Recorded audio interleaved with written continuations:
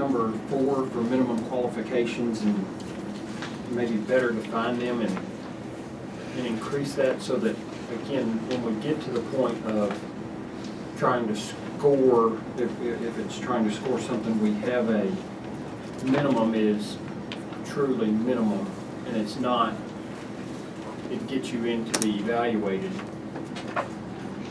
Well, the one issue, and I agree exactly, Commissioner Carroll, the one issue that I think we kind of left to the side to figure out is when we start talking about, I kind of look at 4 and 5 as kind of, you got to have 4 and 5 as quote unquote the minimum requirements. One's kind of who the minimum applicant requirements, and the other is the documentation.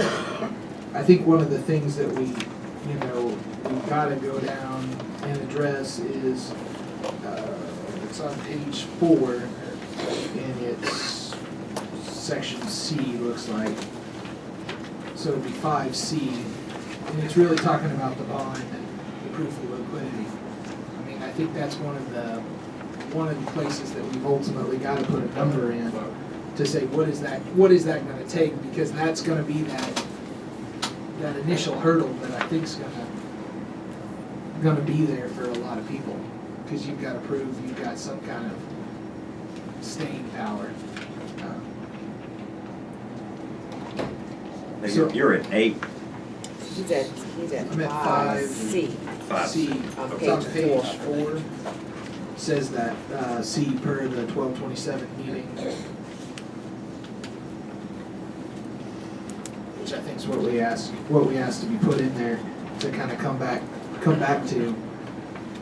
But would that not be something is that I mean, obviously you're not going to get involved in this thing without some substantial fundage, but is that not something that we would look at on a merit-based system to I think there's some extent, or is that I think there's 2 steps.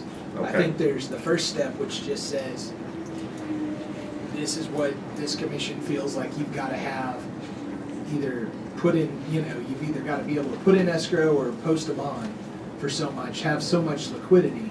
And then there may need to be the overall financial backing, which could be, I'll say, additional points in the merit system. If somebody's got stronger finances. But it might be, if someone, for instance, if someone came here and they own their own land, then there's part of the financial puzzle they don't have to put up with, so they wouldn't need as much money as someone who's gonna go buy land. I mean, there's a lot of variables on the finances, and when we're just, in a lot of, they may have assets that are more, we've got a warehouse or whatever the heck you're going to grow this thing in, and they own it and it's already there. And which is I think that would require less money for them. Right, which is why a bond would work. Did you guys see the video that was submitted? The video that was sent around, yeah. I watched it. The Did you YouTube get to it? video. I don't think I looked at that. So it was,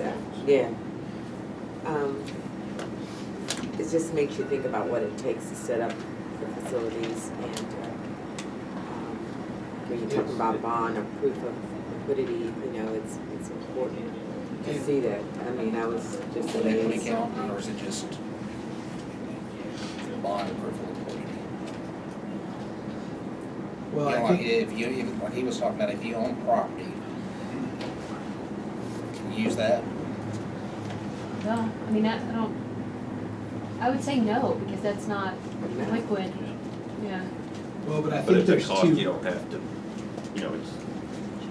it's like keeping it home, you already got I mean, it's just a cost if someone go out and buy property to do it, then But it would be in your, it would be in the business plan. that you don't have to come up, But a lot of times that's my understanding of what the bond could be.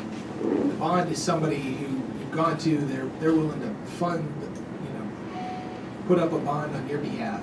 Part of the way they do that is they're looking at your assets, and you're effectively kind of saying, here's what I've got, potentially putting those, say pledging those towards the bond, which means if I've got a fully paid for, however big that facility, 60,000 square foot facility, that's already there, it means that's gonna go a long way to satisfying that, whatever that requirement is. So, I mean, if I've already got a $3 million facility, getting a $2 million bond on that wouldn't be as big of a step as if I'm having to come into it from, I don't have anything, how much, you know, what is that? So the what would bond, I I do? see what you're saying, the bond- bond incorporate that value. The bond basically levels that playing field. So if I've got $2 million cash and I'm gonna put up a $2 million, you know, escrow or bond, that's one way. If I've got $2 million, you know, a $3 million building or however much that is, that's gonna accomplish the same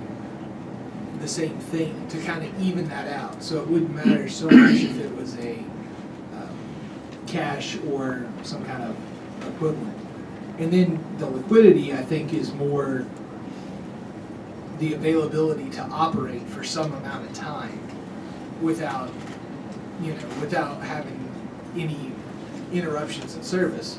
Because, you know, they start talking about how it's a long time just to go from seed to the first, you know, the first usable material. You got staff to pay, you got utilities to pay, all of those sort of things. So we've got to have some way to make sure they're going to be able to keep running, because it's not like you can just go to the bank and say, hey, I need to get a loan.